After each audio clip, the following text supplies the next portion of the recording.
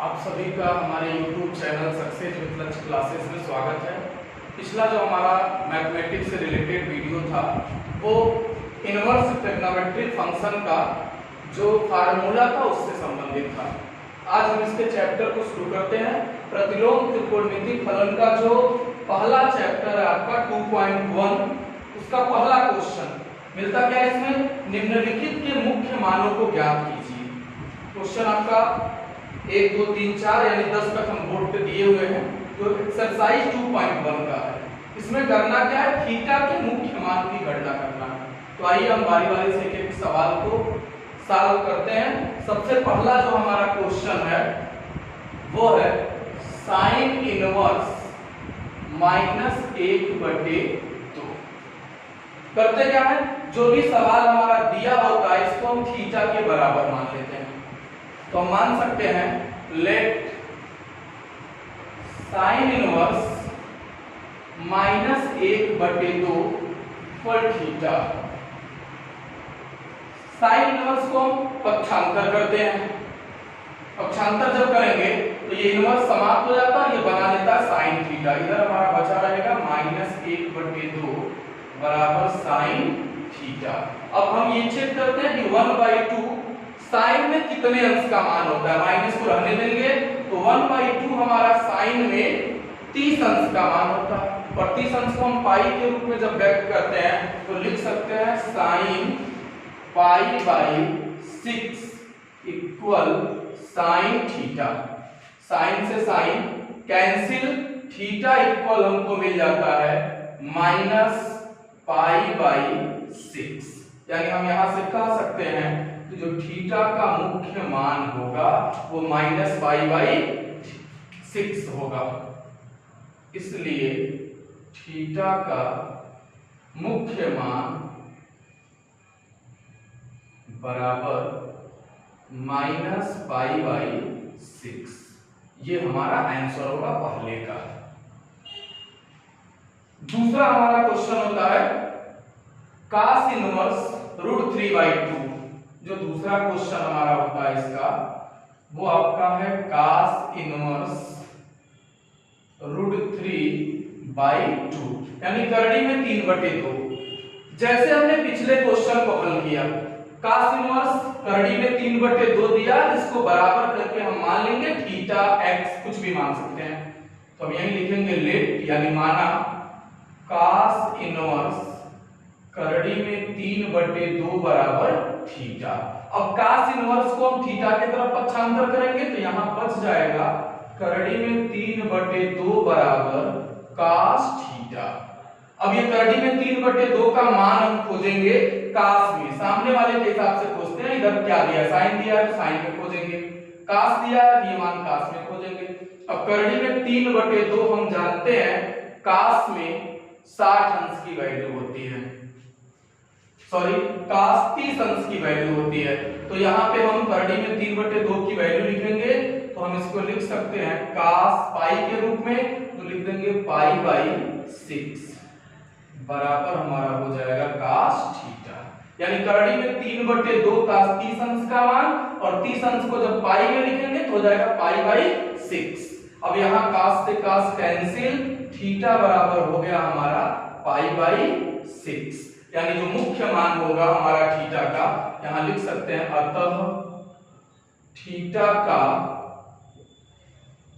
मुख्य मान बराबर π/6। ये हमारा आंसर होगा दूसरे क्वेश्चन का। आइए अब हम तीसरे सवाल, अगले सवाल की ओर बढ़ते हैं। उससे पहले यदि आपको हमारा टॉपिक या जो सवाल है ये मेथड पसंद आया हो तो चैनल को एक बार लाइक और सब्सक्राइब जरूर करेंगे। बढ़ते हैं तीसरे क्वेश्चन की तरफ, कोसेक इनवर्स 2। जो तीसरा हमारा क्वेश्चन होता है वो होता है कोसेक इनवर्स 2। अब कोसेक इनवर्स 2 को सॉल्व करेंगे तो फिर वही हमारा मेथड लिख देंगे हम cosec inverse 2 equal to theta. इसको हम मान लेते हैं। इनवर्स वाले को कोसेक को ट्रांसफर करेंगे तो बचेगा इधर 2 और ये कोसेक इनवर्स इधर आके हो जाएगा कोसेक थीटा। अब इस 2 का मान खोजेंगे कोसेक में, तो ये जो 2 होता है कोसेक में 30 अंश की वैल्यू होती है। अब 30 अंश को हम पाई के रूप में जब व्यक्त करते हैं तो इधर हम लिखेंगे cosec pi by 6 equal cosec theta. Cosec से कोसेक कैंसिल हो गया, थीटा इक्वल पाई बाई 6, यानी हम दे सकते हैं यहां से अतः थीटा का मुख्य मान इस सवाल के लिए हमको मिल गया पाई बाई 6। ये हमारा आंसर हो जाता है तीसरे का। बढ़ते हैं चौथे सवाल की ओर। tan इनवर्स -√3, इसके लिए क्या करेंगे देखिएगा। चौथा जो हमारा सवाल होता है वो हमारा है tan इनवर्स -√3। करेंगे क्या, हमको मानना होता है tan इनवर्स जो भी वैल्यू दिया उसके बराबर थीटा। तो मान लेंगे यहीं पे लेट, यानी माना tan इनवर्स -√3 इक्वल हमारा हो जाएगा थीटा। tan को ट्रांसफर करेंगे तो लिख देंगे tan थीटा, या सिर्फ लिख सकते हैं -√3 इक्वल tan थीटा। अब करड़ी में 3, tan में कितने अंश का मान होता है इसको हम खोज रहे हैं। तो करड़ी में 3 जो tan में मान होगा वो होता है 60 अंश का, और जब इसको पाई में व्यक्त करेंगे तो लिखेंगे -tan पाई बाई 3। 60 अंश बराबर के बाद हमारा रहेगा tan थीटा। tan से tan cancel, theta equal to हमको मिल गया -पाई बाई 3। लिख देंगे अतः थीटा का मुख्य मान -पाई बाई 3। ये हमारा हो जाता है चौथा आंसर। अब हम बढ़ते हैं पांचवें क्वेश्चन की ओर। cos inverse -1/2। जो पांचवा क्वेश्चन है ये थोड़ा सा अलग है। जब भी cos आपका माइनस में आएगा तो इसी में थोड़ा सा आपको ध्यान देना है। प्लस आएगा कोई समस्या नहीं, वही रूल चलेगा जो साइन का चला है, tan का चला है।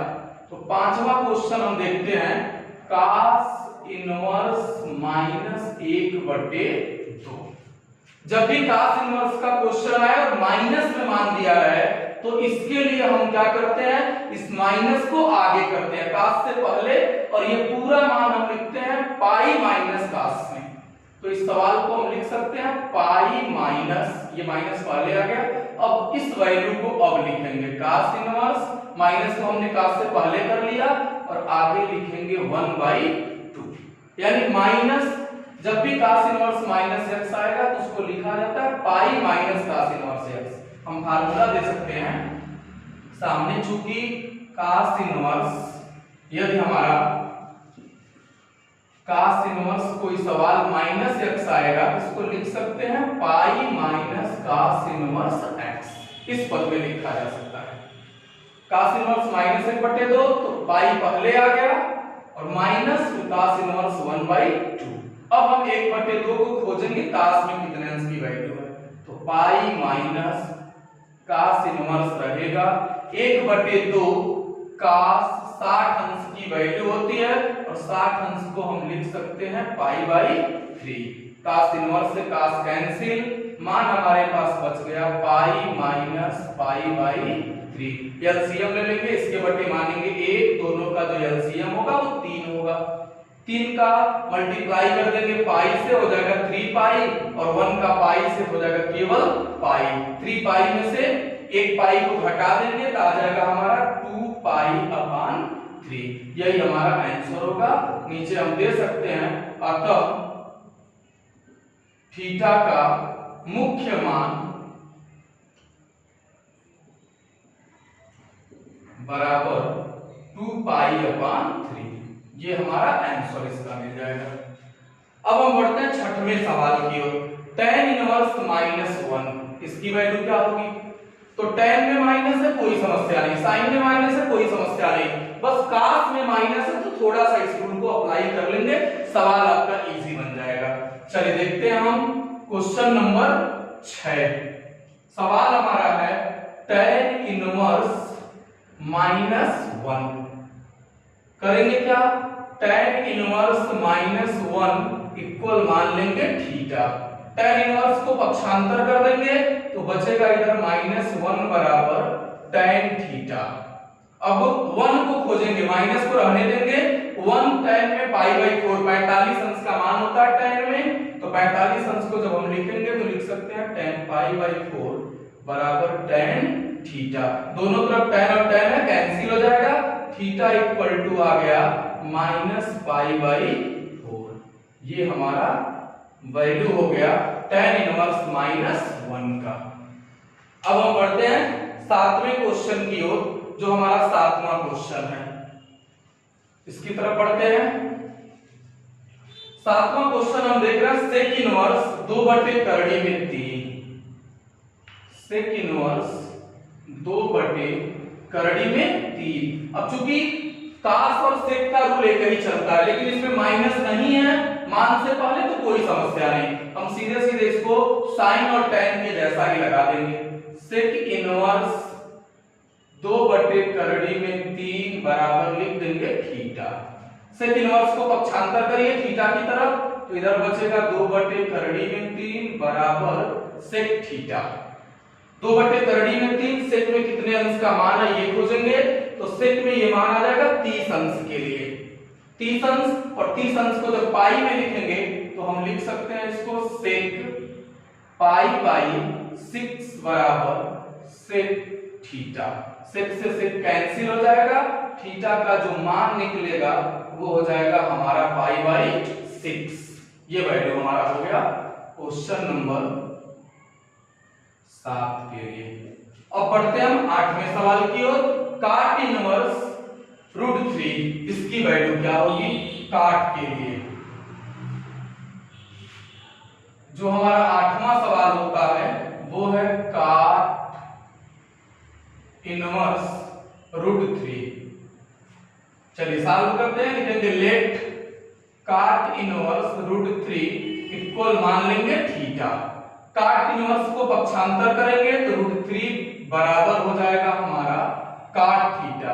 अब √3 काट में कितने अंश का मान होता है ये पहले जानना है, उसके बाद से सॉल्व करेंगे।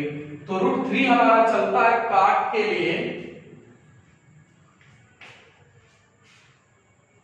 30 अंश पे आ जाएंगे, 30 अंश के लिए, और 30 अंश को जब हम पाई के पद में ले जाएंगे तो लिख देंगे काट π/6 इक्वल काट थीटा।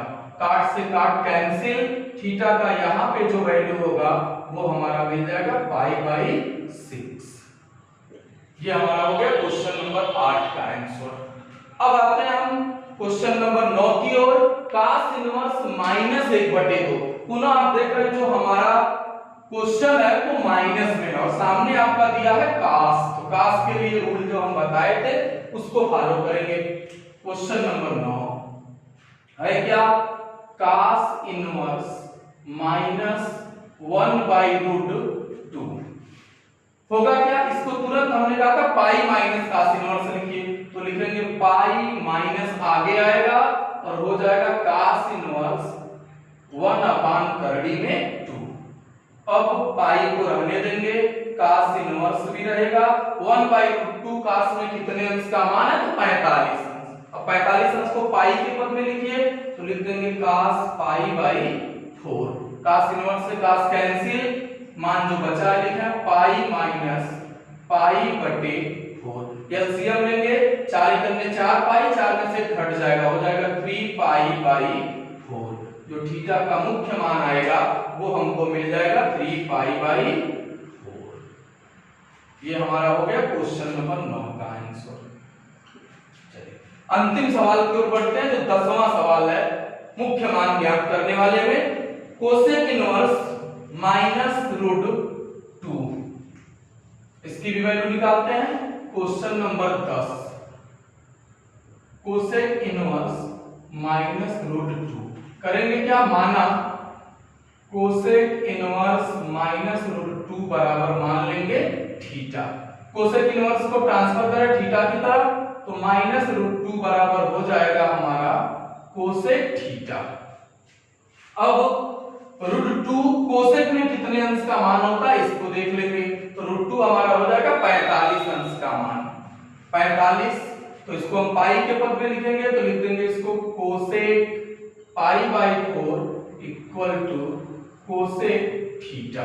कोसेक से कोसेक कैंसिल, थीटा का जो मान आ गया वो हो गया माइनस पाई बाई 4।